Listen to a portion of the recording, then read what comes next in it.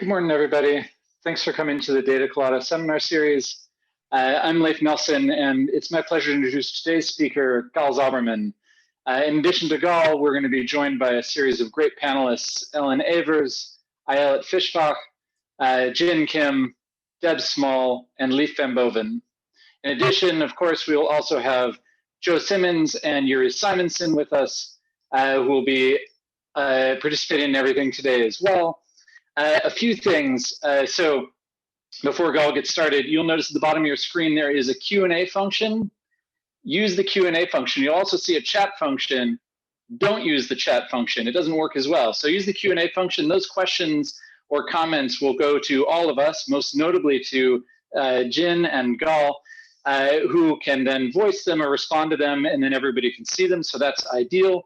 And just so you know, even if we don't get to your question, it is still recorded, so it will eventually get to Gal, so he can respond to it offline, or you can just make sure you'll at least know that he was irritated by your critical comment regardless. Okay, so with that, Gal, the floor is yours. Excellent, thanks, Leif. Can you see my slides? Fantastic. So thank you for having me, and thank you for our panelists for taking time on Friday to join us. I really am looking forward to your comments. This is a project that started a couple of years ago when I was teaching a class on special topics on socially sensitive issues, and I was reading a lot of these papers on various biases and prejudice.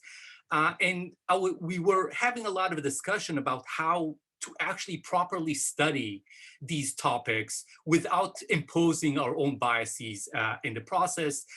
So this is very much a collaborative project with Ryan Hauser, who is now at HBS, Jin Kim, who is here with us, and myself, and it's really a part of the discussion of how one should study it. So I'm going to try to do two things. One is I'm going to try to have an investigation of how people judge a bias when seeing a distribution, but really what I want is to have a discussion about how one should study these topics. So it will be both methodological and substantive at the same time. So what is the area?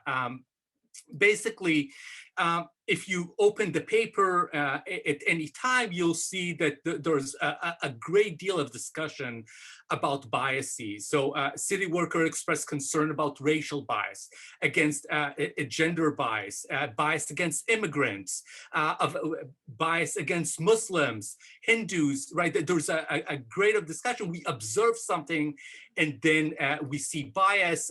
This is a very famous example at Google. Is Google biased? And yet the statement is Google is still overwhelmingly white and male diversity. Again, the diversity report indicates. So only 30% of employees or engineers at Google are female. We observe this and we indicate whether we think there is or there isn't bias in the process. And again, an important point that I'll come back to, we see an outcome and we judge whether we believe there is a bias or not. We don't see an underlying process. Another example that many of us probably hear is bias in academia. Is academia bias against conservatives? So if you look at if you read from the slides, in religion, it's essentially 70-1. In our own fields, it's somewhere between 15-1. 16, 17-1. And the question is, does that indicate a bias, or is that some, a natural outcome of an unbiased process? So all these things really have in common that we observe an outcome of an over and underrepresentation of a particular group, usually compared to some base rate, often in the population, and we judge whether we think there is a bias. And what really I want to do is have a discussion of what drives these biases. And again, it could be that each of us are using different base rates. right? So you're using the base rate in the population, and I'm using the base rate at the best engineering school, right? Or some other element. You'll see that in our studies, we try to control for base rate. So we provide people base rate, but we have other studies that we don't provide base rate. You'll see that it will have very little chance. So really, it's about our own beliefs and our own understanding of how the world works makes us interpret a given distribution in a way that we believe there is or there isn't a bias. And the reason I put quotation mark under bias is because this is a judgment of bias. We indicate whether we believe there is or there isn't, rather than probing whether we don't observe an interaction in which a given individual is treated harshly, and then we say whether it's a bias. This is truly about outcomes, right? We observe an outcome, and we decide whether we believe it reflects a bias. So really what I want to do today is talk about what level of imbalance in these outcomes constitute a bias. Is there some systematic way in which people do this? And then does ideology is being a shortcut to, does our own beliefs and values impact these judgments? And as a psychologist, you'd probably say what judgments will not be influenced by our beliefs, and I'll concur with that, but you'll actually see that there is a great deal of debate about that. So the dimension I'm going to focus on is the liberal conservative dimension. Many of us understand that there is nothing inherent about these labels. They're essentially an amalgam of a whole lot of beliefs that are being sort of condensed into one dimension. If we'll have time, I'll show you that you can measure many of these, what we believe are underlying covariates of that, and you'll get the same result. But I'm really going to focus on liberal conservatism as a way that we believe impacts people's judgments on from voting to support of given policy to how we see the world. And one place that this really enters our debate is who is more biased. Okay, so there's a fairly recent Pete Ditto and colleagues meta-analysis that indicates that at least bias is bipartisan. So we see bias on both sides. John Barron, my prior colleague, and with John Just, replied to that by saying, no, you're absolutely wrong. The reason it seemed like it's equal is because of the domains that you choose to include and the domain people choose to investigate. But really, there's underlying differences between conservatives and liberals that make conservatives more likely to be biased. And this is, I don't think that I'll be the one resolving this debate, but we are entering this debate and trying to think of what is a fair way of studying it. And this is really where, my interest, so the folks on the panel that know me know that kind of this is not exactly the domain I've spent my career studying. But what I do care about is what is a reasonable, fair way in which we can study something in a way that would reflect some underlying truth. And I don't mean to be sanctimonious in any sense. The good folks who are hosting this seminar series have spent a decade plus convincing us that the way we approach research is critical, right? But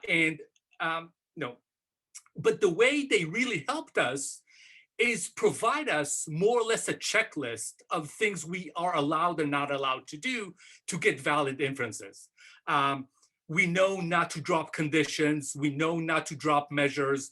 We know to think about power. We do all these things, but if you're a diligent, semi-intelligent individual, you should be able to follow this checklist. When we think about design, life becomes a lot harder. When we think of what is the right control, what is the right stimuli, how should you study something, there's no checklist. That's kind of where our judgment as researchers come in, and no one can provide us here are the 4 things you need to do to get the proper control. And that makes our life really, really hard. And what I'll try to convince you, maybe not the whole need to convincing, is that one way that we really screw up many times is by the stimuli that we pick. If you're old school JDM investigator and all you want to probe is an existent proof, right? You do not need your stimuli to represent the world. Linda the bank teller is not supposed to represent all Lindas and all bank tellers, right? It is there to make a particular point about, about representation and how we think about the world in the same way that visual illusions do it, right? It doesn't need to represent my visual system. It's just a way of probing a particular thing. However, when you want to study and make general points about the world and about who is more biased, what you pick is incredibly important, because I can easily pick things that will point in one direction to the other. This is one of my favorite examples. It's actually an experimental philosophy. These were 2 graduate students here at Yale, and they ran this really nice experiment. They picked arrays and they randomly assigned the hypotheses that they believe that they're looking to investigate. And they asked the RAs to go and design stimuli to select sentences to test that. And obviously each one affirmed the hypothesis they were given, right? So it's very easy for us, intentionally or unintentionally, to pick stimuli that actually end up confirming our own prior belief, our own prior hypotheses. And this is not to say that all of us are bad people. It's just to say that we naturally tend to affirm the things we believe in. And when we select stimuli, that is really, really troubling. So one of the terms, between teaching methods and teaching this special topics, one of the ideas that I came to favor is thinking of our research as stress testing our theories, right? You can think of it in standard Popperian way of trying to disconfirm rather than affirm. But for me, it's a bit more than that. It's how do we select the target group? So let's be specific about studying bias. How do we select the groups we decide what we want to investigate? What are the right comparison, right? So when we think of what groups we want to select, we normally think what I call about sort of vertical elements. So we have replicates, right? So when we think of minority groups, it can be gender, it can be race, it can be immigration. The question that we can ask is about admissions, it's about hiring. So we can have a lot of replicates of the same thing. And that is something that we often do. What I want to convince you is that we also need to think about a different dimension and think about it along your construct. So where is it that you want? Do you want to sample and oversample only minority groups, or do you want to see how people react to minority and majority groups, to traditionally underrepresented and overrepresented? And even more importantly, can we think of ways that take these labels out as a way of distilling how people think of groups independent of who they are? And I'll get to that in a bit more detail in a minute. So again, we think of how do we select the target groups, and then what are the right comparisons, right? Bias compared to what?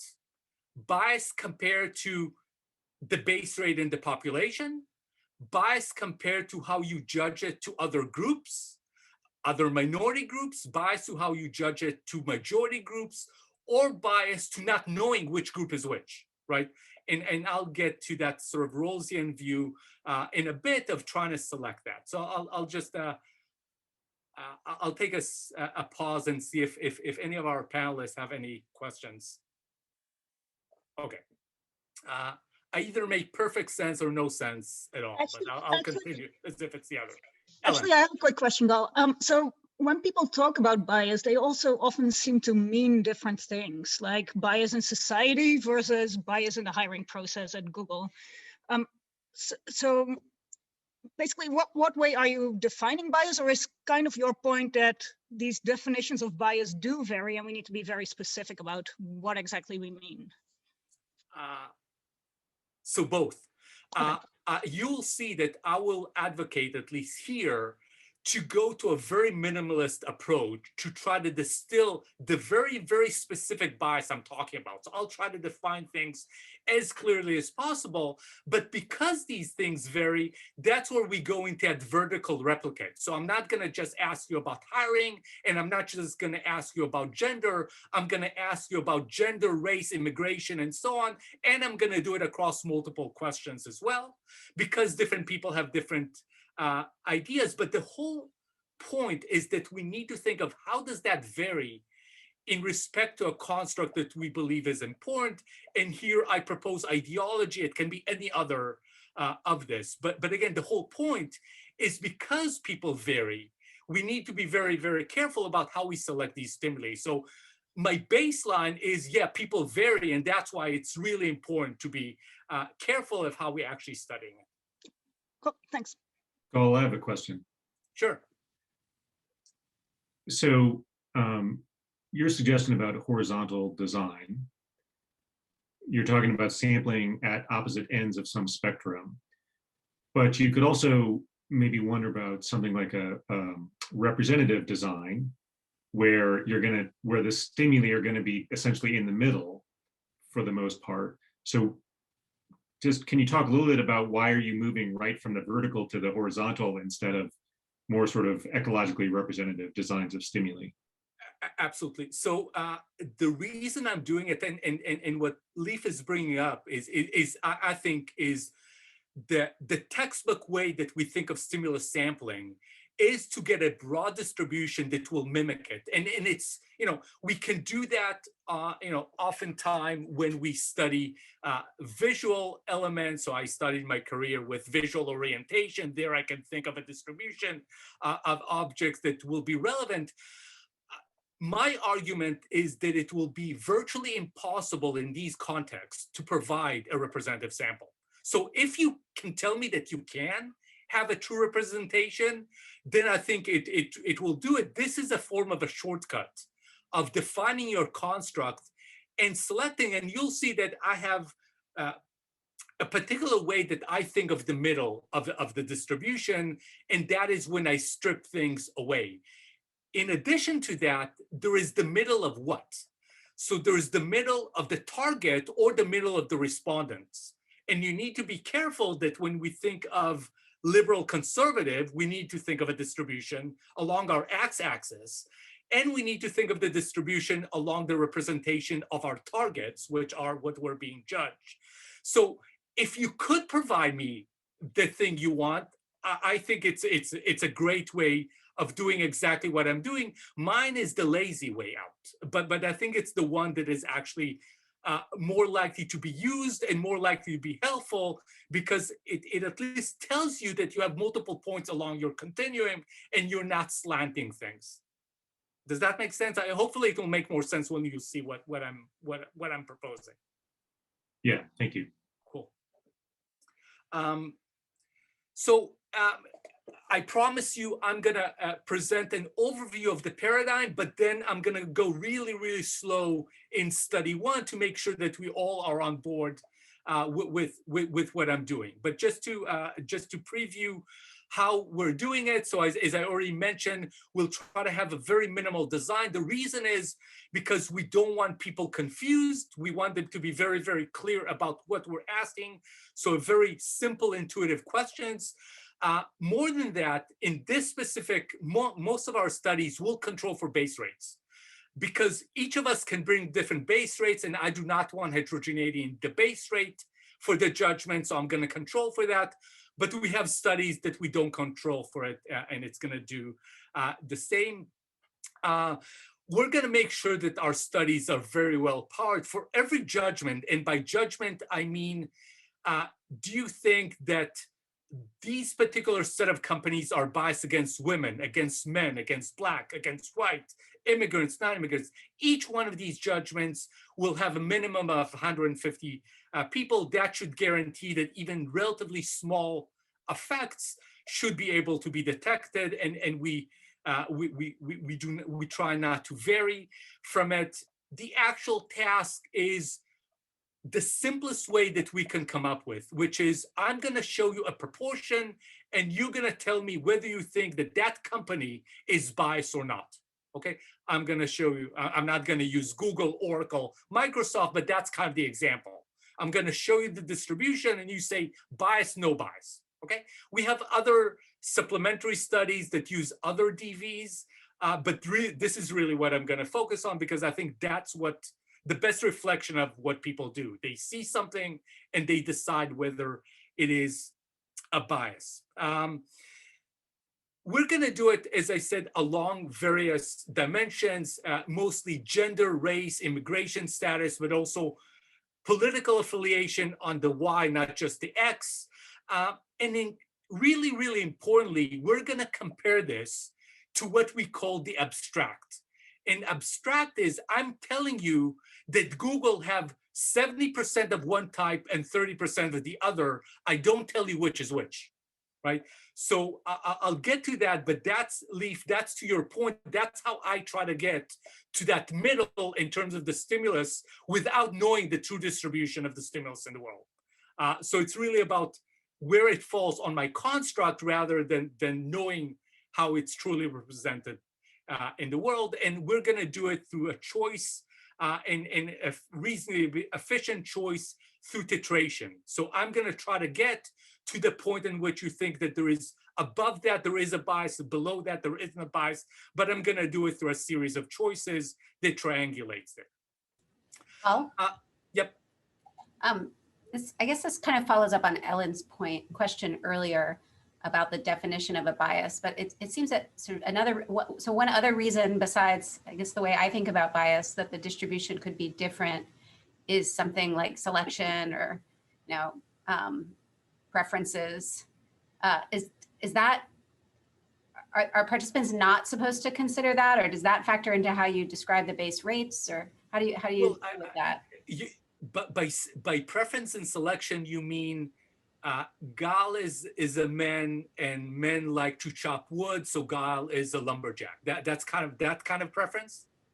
Right. So back to the Google example, maybe for whatever reason, one group just doesn't want to work at Google. So that's not Google's bias. Yeah. So but that doesn't seem like the base, that seems different from the way you talk about base rates in terms of like population differences. Yeah. So sorry, it's exactly what I mean by base, but by the reason that I control for base rate is to try to differentiate that and say that these are employees, they're graduate of the same, with the same abilities, and they're looking for a job. Because you and I can have different, you say, oh, Google is biased, and I say, who wants to go to California, right? So that can be the difference. But again, the point could be that the more conservative you are, the more you think that the distribution in the world is about preference and not about bias. So that will enter your judgment in a way. So we try to do what we can to tell you, here's the full information, but obviously the belief, your basic belief to which you, your basic belief to your belief that the world is distributed based on people's abilities, preferences, and so on will enter your judgment. So if you think that the only reason why there are more female nurses than male nurses is preference, you say there's no bias, even if it's 80-20. But if you believe that that's not true because men want to be nurses as much as anybody, they just don't feel comfortable, then you'll indicate that there is a bias. But again, because it's so complex, we try to strip away as many of these complexities that we possibly can. Our key moderator is respondents' own political ideology. For our simplicity on our graph, it will be liberals on the left, conservatives on the right. But we can do it both on a continuous measure. You can think of it as party membership. We'll get to that. We can think of other important covariates. So if you go to the Barron and Just critique, part of it is what makes a conservative. The very thing that makes you a conservative also makes you more biased to the world. Your belief in authority and your willingness to change your mind, all these elements. And hopefully, if we'll have time at the end, I'll show you, we measure all of these and we will essentially, you don't know what result I'll replicate, but we will replicate even with things that are supposed to underline ideology. We don't need ideology, although it's an incredibly powerful and a fairly stable dependent measure. Well, can I ask you a question about your moderator here, ideology? Sure. So it was a little unclear the way you were just describing it, whether you're really referring to ideology as kind of a philosophy and system of beliefs, or partisan identity, which would then have a series of associated kind of beliefs with that identity. Absolutely, and that's why we have Leif here, so at least one of us knows something about this. So a lot of Leif's work with connection to others is that many times the differences are less about topics and about disagreement of policy. It's more about us being partisan.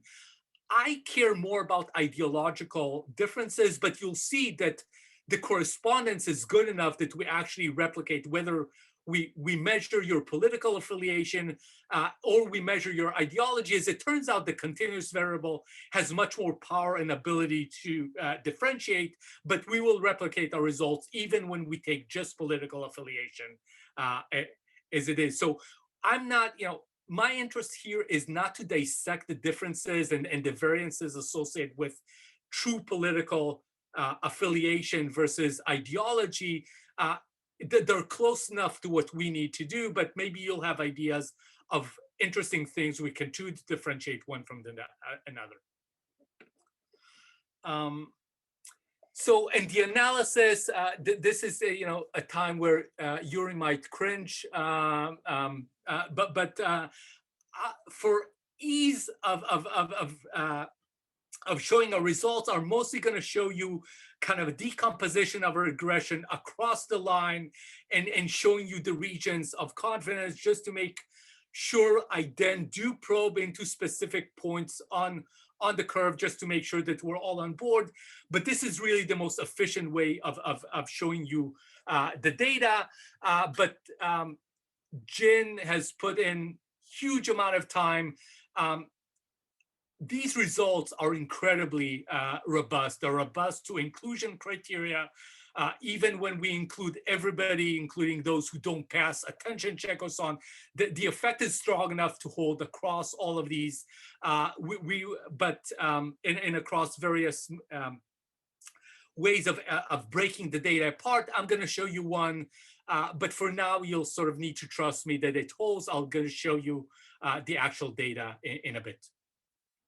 Okay, so I already talked about this, and I'm halfway through, so I'll be brief here. But really, what I care about is how is it that ideology is supposed to change the base rate? It relates a bit to Deb's point. Is it relative to a base rate? Which base rate? The base rate provided, the base rate that you have in your head? Is bias really treating two groups differently? By itself, is that enough to being a bias? Treating males versus females, black versus white, immigrants, non-immigrants, is the very difference between group enough for us to say there is a bias there? Maybe that's not the right way. Maybe what we need to think about is, who are you advantaging? Who are you disadvantaging relative to not knowing who the group is? And I'm going to try to get a lot of mileage over this sort of loose way of thinking of a Rosian veil of ignorance. I'm going to show, one of the conditions will be to show you a distribution and not tell you what the groups are, and saying, do you think that distribution indicates a bias, right? So not asking for 50-50, but asking now to your own sensitivity. Could it be that liberals are just more sensitive to any deviation, right? It doesn't matter to whom, they're just more sensitive, and conservatives are far less. That is one way for us to pick it up without putting any labels on top of that. So this notion of having a control that asks people the same question, but not telling them which group is which, I think is really important here, and it helps us in the middle of the distribution.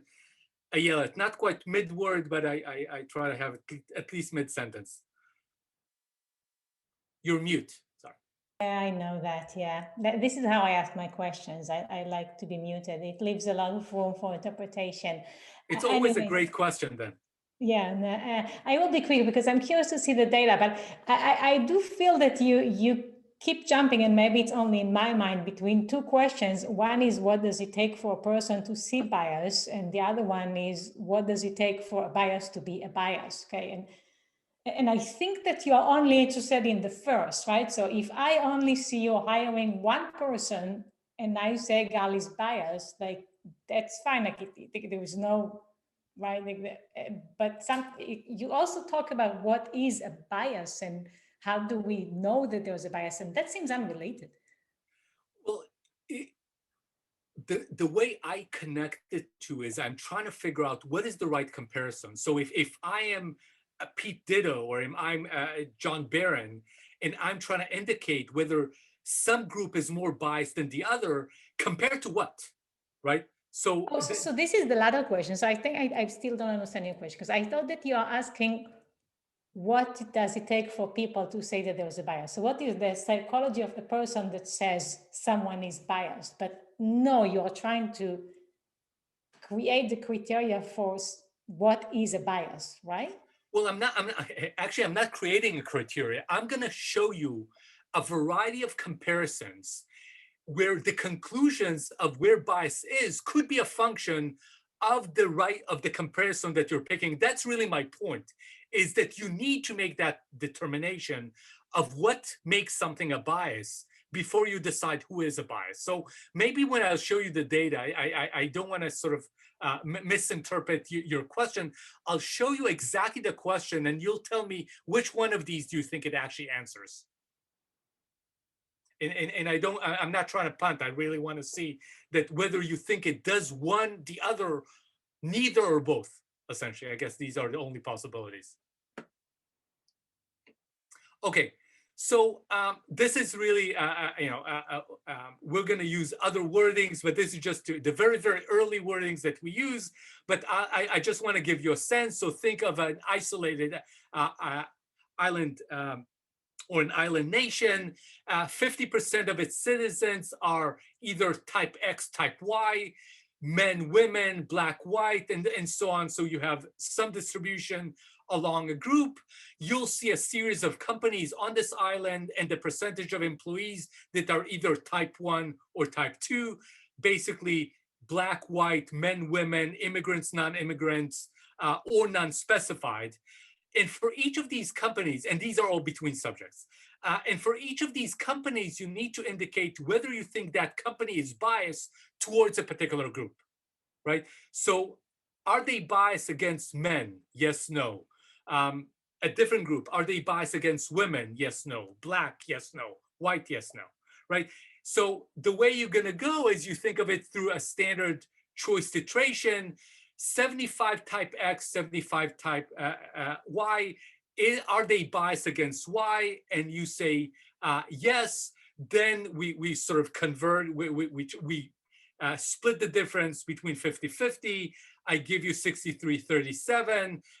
You say if it's no, I give you 88-12. And essentially through these series of titration, we converge on that threshold in which you think above that it's a bias, below that there's no bias. Okay, so essentially it's choice, but ultimately you will have a threshold over which above there is and below there is no bias. Okay? And that is the only question that we ask people apart from the other ideology and other covariants. So the first study, and this is the one I'm going to spend most of my time on, it's thank you, Leaf. You probably don't remember. You pointed me towards RI Rocket. It's a company that can provide you, nationally representative sample with sort of reasonable cost at reasonable quality. This is essentially, we have both gender, race, and the abstract condition, and these are hiring, and Jen can give you the links. It's all pre-registered. And here, that's really where I try to distill everything we're going to talk about. This is the actual stimuli that our subjects see. In this study, we ask you questions about hiring practices in companies in a mid-US city. Consider graduates from a trade school in the city. 50% of the graduates from the school are men. And people see one and only, it's either men versus women, white versus black, type H versus type J. Since all graduates receive the same vocational training, they have roughly equal skills set and abilities, and tend to pursue similar employment opportunities. To your question, Deb, that's kind of, that was our attempt to control for that. Start next page, you'll see a series of companies where employees all graduate from this trade school. These are, along with the percent of employees that are men, women, again, black, white, type H, type J. For each company, please indicate whether you believe that company is biased against women. And the analysis I'm going to show you will be along this line, but I'm going to show you other alternative ways of measuring ideology. Please use the slider scale below to indicate your political orientation, from extremely liberal to extremely conservative. We have other traditional scales. They all pick up the same thing. So this is the format of the data I'm going to show you. So let's just walk slowly over this. On the x-axis, you'll get respondents' political orientation. From on the left, extremely liberal, on the right, extremely conservative. And on the y-axis, it's the threshold in which you say that above that there is a bias and below there isn't. The way to interpret this is lower numbers towards 50-50 means you're extremely sensitive to any deviation. Very, very high, you're saying you're much less sensitive to any deviations. Ellen, you had a question? Yeah, super small question for clarification. They never see the sample size, right? They only see 80%, 20%, but not if it represents A2 or like 800, 200. No. We have studies that we do that, but here we don't. In some studies, we told them, I think, that there is at least 100, but generally we don't. They just see the percentages. And if they're good at statistics, they probably should know that the noise they see should be a function of that, but okay. we don't. Yeah. Everybody is cool with that? Okay. So let's start with gender. So one way that we often, when we study biases, we look at the group we think there is a bias against and see how that changes. And a lot of political ideology of bias takes this. So we look at women, and here we get a positive correlation, meaning that the more conservative you are, the higher threshold you need before you say there's a bias against women. Okay? And Ayelet, maybe to your question, what is the bias here? Is the mere fact that with ideology, you become less sensitive towards that group. And by the same token, you're moving away from that base rate I told you that exists, right? So the more conservative you are, the more the greater the gap between the base rate and that judgment that you have. Yes. So you're now using bias in both ways, right? So like the original question is, what does it take for people to say there's bias, right? Like this is what the study tests. But you also make these statements about the bias of the people who are judging biases. And this is where my head spins a bit. Okay, in which direction? Well, because I mean, I understand the results, and I mean, I understand the entire exercise, and I think that it's very cool, which is like, what does it take for people to see bias? But if that's the question, then we don't even ask what is the true, like what is a bias? We don't ask whether they are biased. We are only asking, what does it take for someone to see bias? But you don't want to stay there. You want to say that when the conservatives say that they see bias or don't see bias, they are biased. And that's when I'm like, what? Okay, no, I'm totally on board.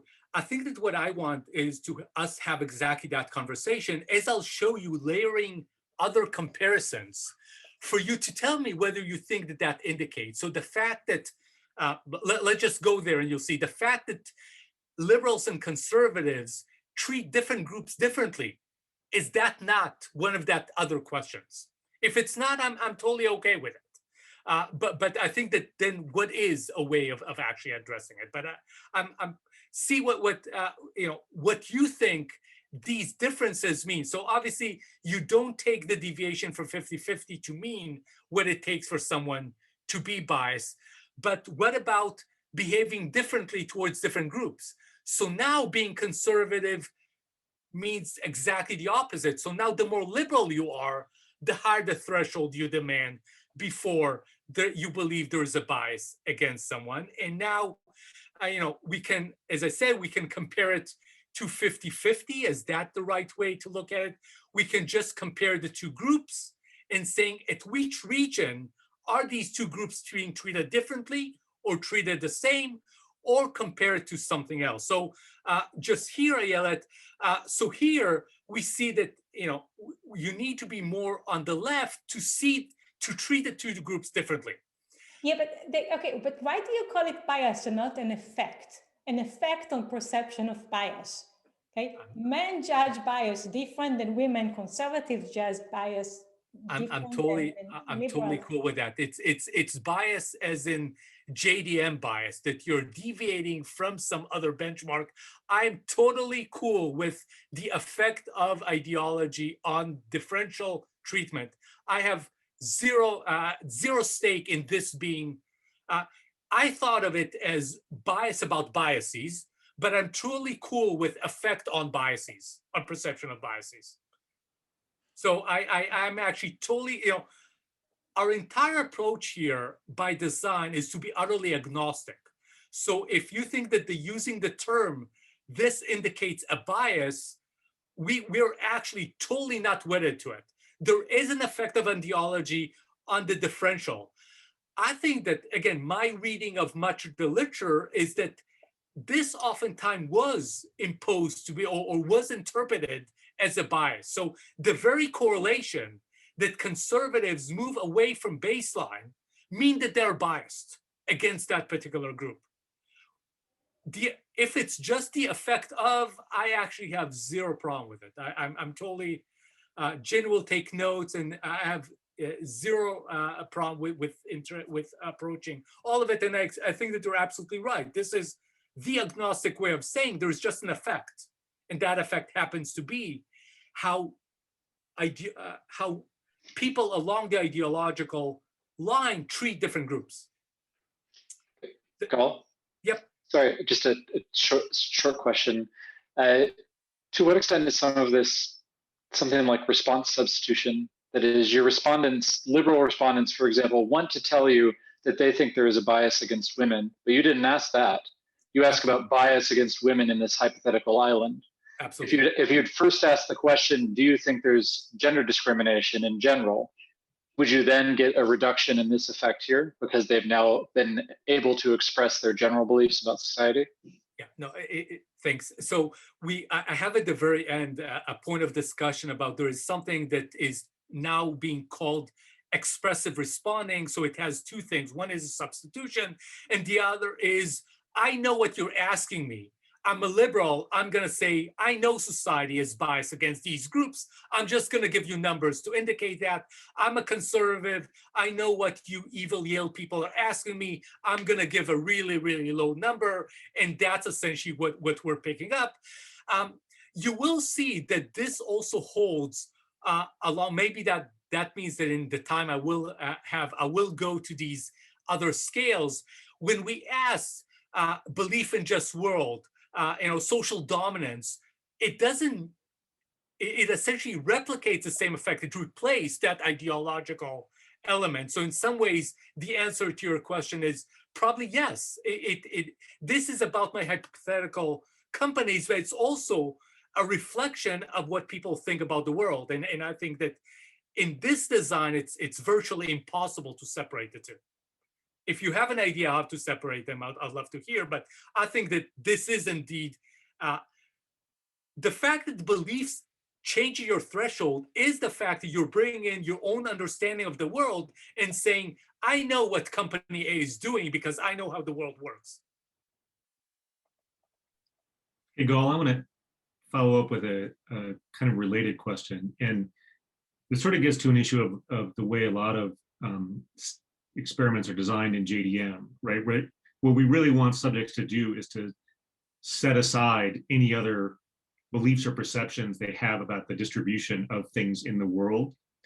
So, maybe another version is that liberals and conservatives come to the experiment with slightly different perceptions of the distributions of, say, males and females or blacks versus whites in vocational schools or in employment settings, and they cannot completely set that aside, despite the fact that you said, imagine you're on this desert island or you're just looking at this company.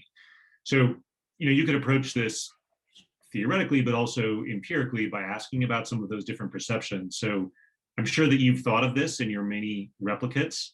Can you kind of fast forward and address that a little bit? Yes, and so we took items from like Pew surveys of, do you think that whites have it easier than blacks in society today? Do you think that men have it easier than, so you are picking up some of these other elements, and essentially you're getting very similar interactions than the way you'll do now. I'll show you maybe one study about admissions that essentially is a little different, because it is about how different schools treat liberal and conservatives as the targets. And maybe there, the translation is not exactly one-to-one, but I think that these are all part of what's happening, is that you are bringing these beliefs, and there's, coming to my studies, there's no way you're going to let these go. And that is indeed what we are picking up. So I don't think it's an alternative. I think it's exactly what's happening. Let me just quickly ask for a point of clarification. Do you mean beliefs about the statistical distribution or evaluations of unfairness or discrimination, unjustness? But belief in a just world is as much an evaluation as it is a belief about the statistical distributions. Yeah. I'll go to our items. It's probably more. I'm not sure it's easy to separate. It's probably more evaluation of what's happening in the world. Just we have less than 10 minutes, so I'll just go. I have only about 100 slides or so. So we'll go. So this is how the abstract looks. So when I tell you, are these companies biased against group H versus J, there is no inherent. Some of our studies do have a slope in which liberals tend to be slightly more sensitive. So you do have upward sloping. But these are usually a lot smaller. When we aggregate across, I know that our folks from Data Colada loves internal meta-analyses. When you do that, you are getting something that looks like flat, but generally, here it is statistically and virtually flat. So now we can compare, in a Yale it is squirming again. That's how when you compare one group versus an abstract, and you can see what's happening. So here, are you are conservative boosting the threshold for female, or liberals dampening one? Again, this is an effect. I don't care whether it's a bias or not. The effect is coming from more liberals lowering one. Why is that? It's simply because we don't have a lot, we have a lot less data on the left. So that's why the errors are such. But the idea here is that, you are getting lowering for female compared to abstract, and increasing for males. What about race? You're essentially, I'll make it simple, you're seeing exactly the same thing. The more conservative, the higher the threshold you want. For whites, it's exactly the opposite. And when you compare it, you can see that the effect occurs on both sides. Elevation of one versus the other, it's just in exactly the opposite, the opposite direction. Again, we can compare it to abstract, and now you see that I yell at the effect is happening on the right side, right? You see that the elevation, the higher threshold demanding for blacks is not happening on the liberal side, it's happening on the conservative side, but the white penalty, if you will, is happening on the left, not on the right. So it's not an advantage.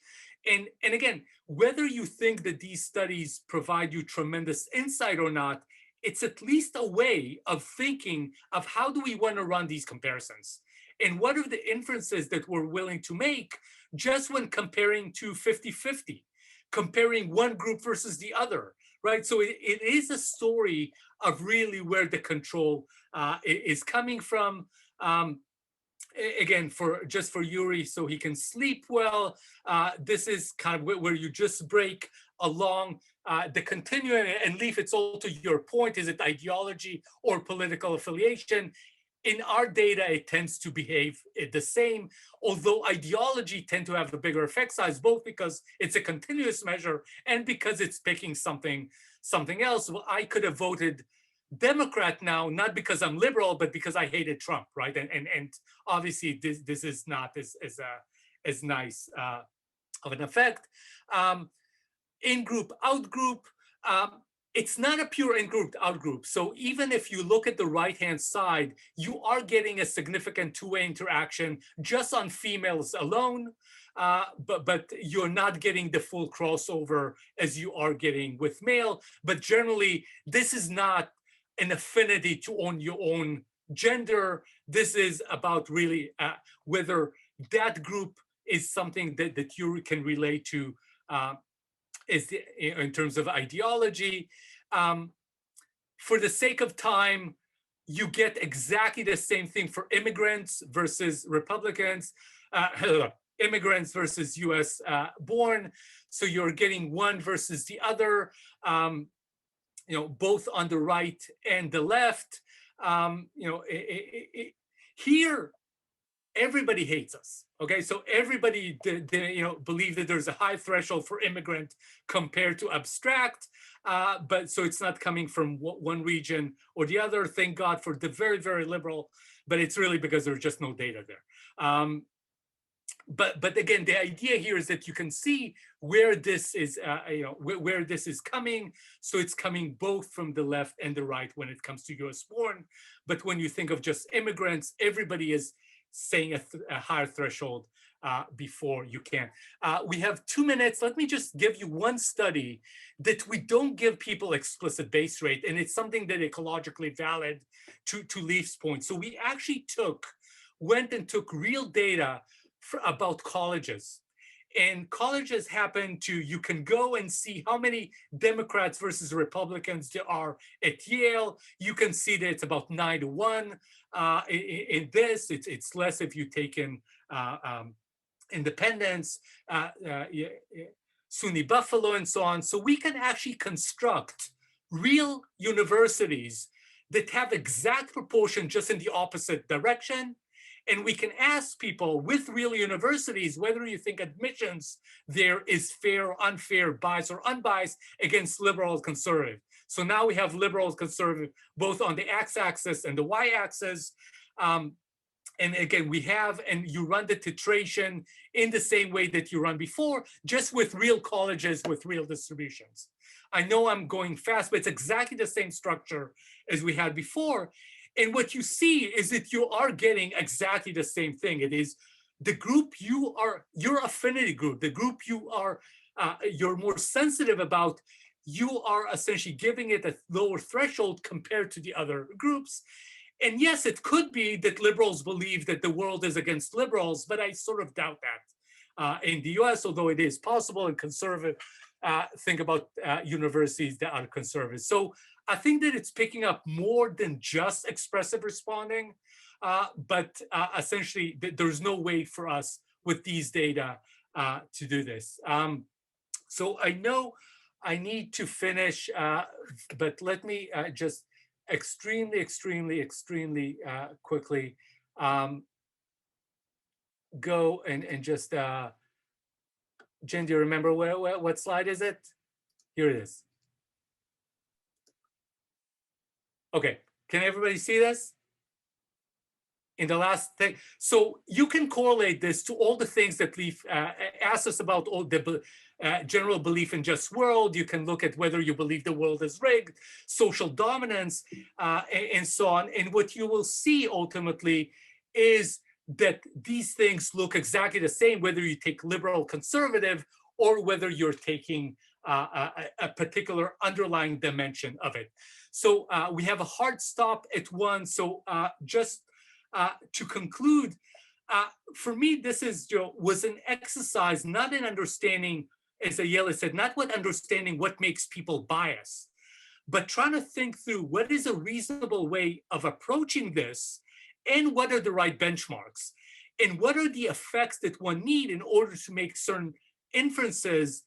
And I think that at minimum, you saw from our discussion that it's a lot, even in this very simple context, it's a lot more complex than you actually think. And you need to think very carefully about the stimuli that you're using, about the question that you're using, and most importantly, as you saw the interaction between Ayel and I, how do you interpret that thing that you're seeing? Is it really a bias? Can you call it a bias? What should we call a bias? What should we call just an effect? I think all of these are important, and we need to be extremely sensitive to all these issues as we're studying these things systematically. So with that, thank you all for your time, and thank you for wonderful panelists. Thank you, Gal. Thanks for an interesting talk, and thanks to all the panelists for being here and being interactive, and thanks for all of our audience members. The talk was recorded, and barring something surprising, it will eventually be posted online so you can share it with your family and friends. And of course, all the Q&A will get to Jin and Gal. So thanks, everybody. We'll be here next week. Have a good weekend. Thank you all.